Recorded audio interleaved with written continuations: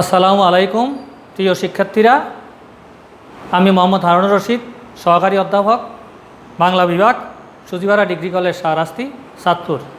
আমরা আসলে সেকেন্ড ইয়ারের ক্লাস শুরু করেছি অনেক দিন হয়েছে। তোমরা যেহেতু এখন সেকেন্ড ইয়ারে, যদিও অনেক দেরি হয়ে গেছে করোনার কারণে, আসলে প্রতিষ্ঠান বন্ধ থাকার কারণে আমরা ঠিকমতো ক্লাস নিতে পারি নাই স্বাভাবিকভাবে। যাই হোক, এখন অনলাইনে ক্লাস হইতেছে, আশা করি তোমরা ক্লাস করবে।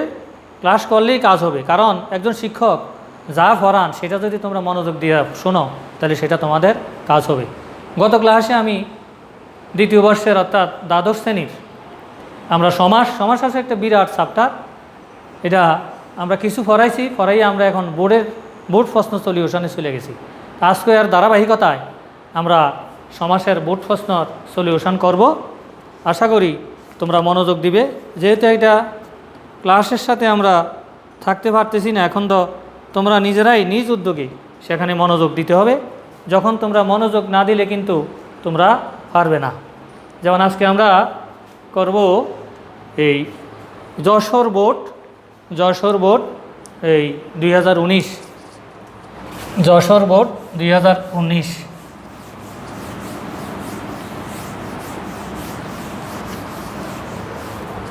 জেবি 2019।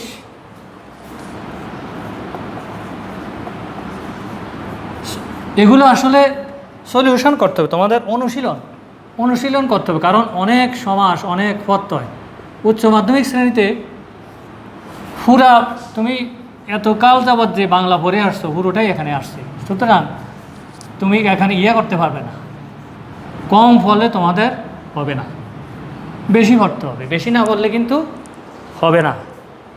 তাহলে যুগান্তর, নদীমাতৃক, সৈন্য সামান্তর। তাহলে যুগান্তর, নদীমাতৃক, সবাই লেখো, সবাই খাতায় লেখো, সৈন্য সামন্তর।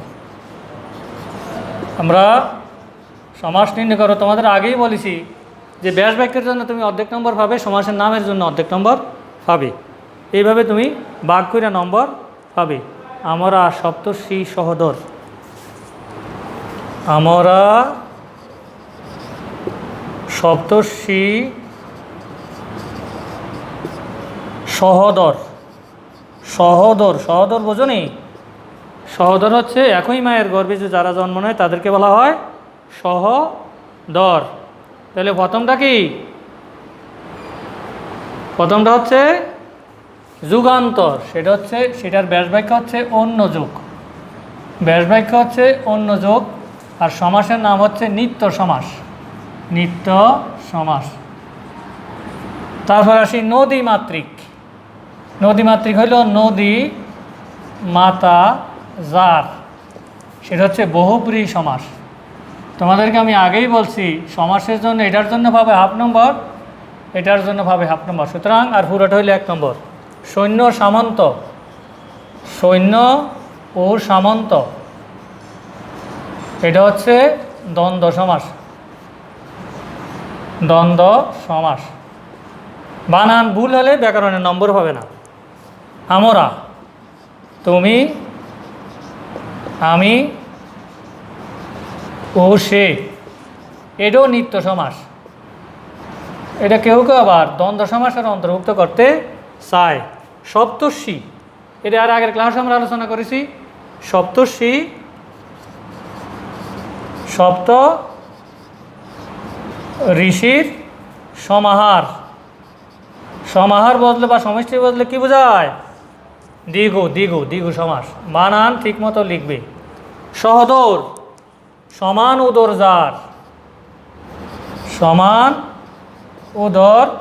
যার, অর্থাৎ একই মায়ের গর্ভে জন্ম নিলে তাকে বলা হয় সহোদর। এটা হচ্ছে বহুব্রী সমাস। এইভাবে এগুলো আমাদের নিয়ন্ত্রণে রাখতে হবে। আর আরও দুইটা আছে কি, অনাশ্রিত, চরণ কমল। উপরে লিখি অনাশ্রিত আর চরণ কমল। তোমরা লেখো, সবাই না লিখলে পারবে না, অবশ্যই লিখতে হবে, কারণ ব্যাকরণের বিষয়গুলো লিখতে হয়। এখন লেখা ছাড়া কোনো উপায় নাই। গণিত যেমন যে যত বেশি লিখবে পারবে, তোমরাও তাই করতে হবে। পরেরটা হচ্ছে অনাশ্রিত চরণ কমল, অনাশ্রিত। এটা হলো চরণ কমল। দুইটা, একটা হচ্ছে অনাশ্রিত আর একটা হচ্ছে চরণ কমল। চরণ কমল অনাশ্রিত, নয় আশ্রিত। এটা হচ্ছে নিয়ত, আমরা নিয় তৎপুরুষ বলি, আসলে এটা হচ্ছে নৈরত্যক তৎপুরুষ। এরপর চরণ কমল, চরণ কমলের ন্যায়, কমলের ন্যায়। এই দুইটাই কিন্তু আমরা আগেই বলছি, দুইটা বিশিষ্ট ভাষাভাষী থাকলে সেটা উপমিত কর্মধারেয় সমাস হয়।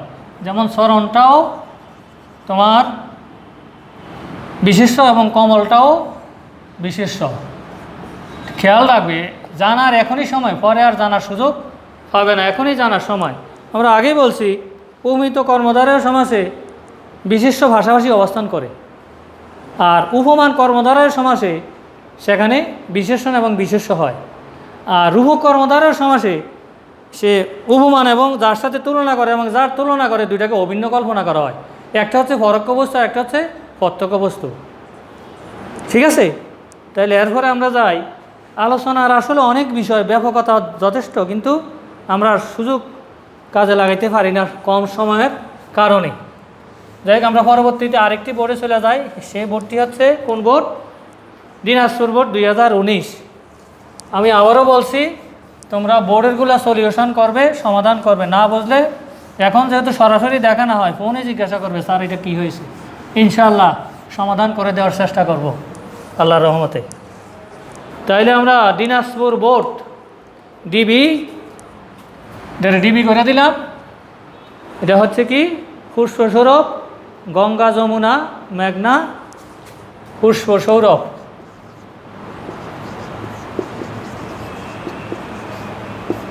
গঙ্গা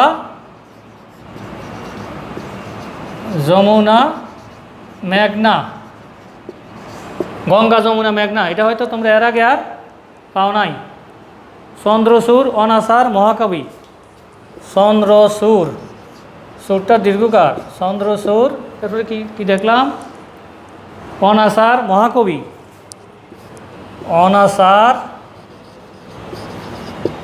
মহাকবি। এগুলো আমরা আগে সলিউশন করি, তারপরে বাকিটা দেখব।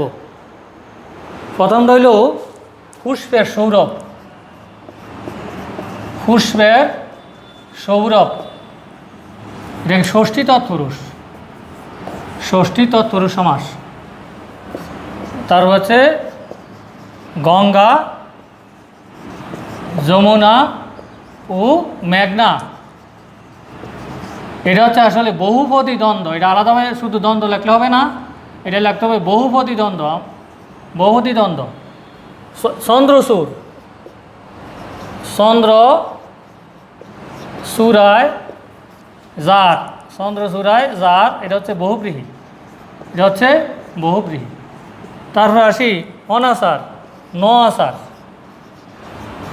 এটা হবে নিয় তৎপুরুষ,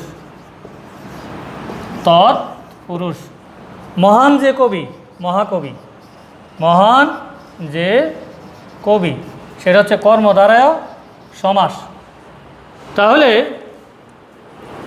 আরও আছে আমাদের গুণমুগ্ধ, সবান্ধব, উপকণ্ঠ।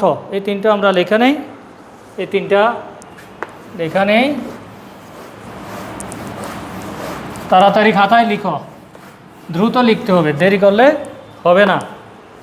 আরও তিনটা রয়ে গেছে, গুণমুগ্ধ, সবান্ধব, উপকণ্ঠ। গুণ মুগ্ধ, সব বান্ধব, তার লাস্টেরটা কি? শেষটা হচ্ছে উপকণ্ঠ।